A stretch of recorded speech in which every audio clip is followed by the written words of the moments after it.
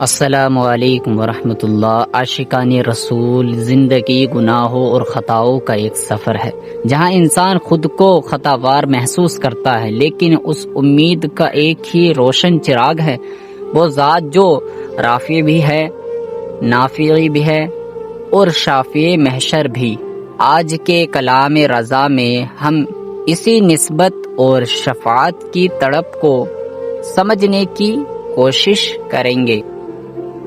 خوارو بیمارو خطا وارو گناہ گار ہوں میں، رافعو نافعو شافعی لقب آقا تیرا۔ اے میرے آقا، میری حقیقت تو بس گناہوں کی سیاہی، خطاؤں کا بوجھ اور مایوسی کی بیماریوں کے سوا کچھ بھی نہیں۔ میں تو اپنی ذات میں سراپا نقش اور عاجز ہوں، لیکن میری نگاہیں آپ کی رحمت کے دروازے پر جمی ہیں، کیونکہ آپ کا تو نام ہی شافی ہے، آپ کا تو کام ہی گناہ گاروں کی ڈوبی ہوئی کشتی کو پار لگانا ہے۔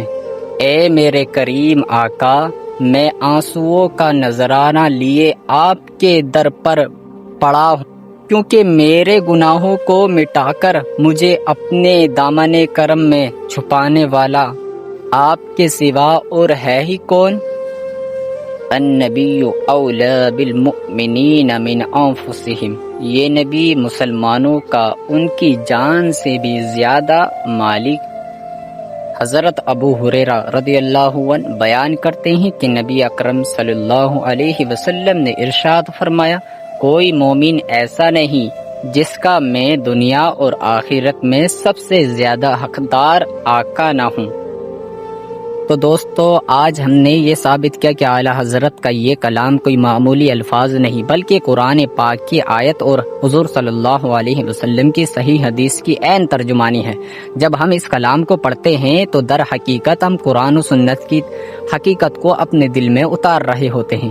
اگر آپ کو کلام رضا کی یہ شرح اچھی لگی اور اس سے آپ کا ایمان تازہ ہوا تو اس ویڈیو کو اپنے دوستوں کے ساتھ شیئر ضرور کریں، تاکہ یہ حق بات ہر کسی تک پہنچ سکے اور سب کا ایمان تازہ ہو۔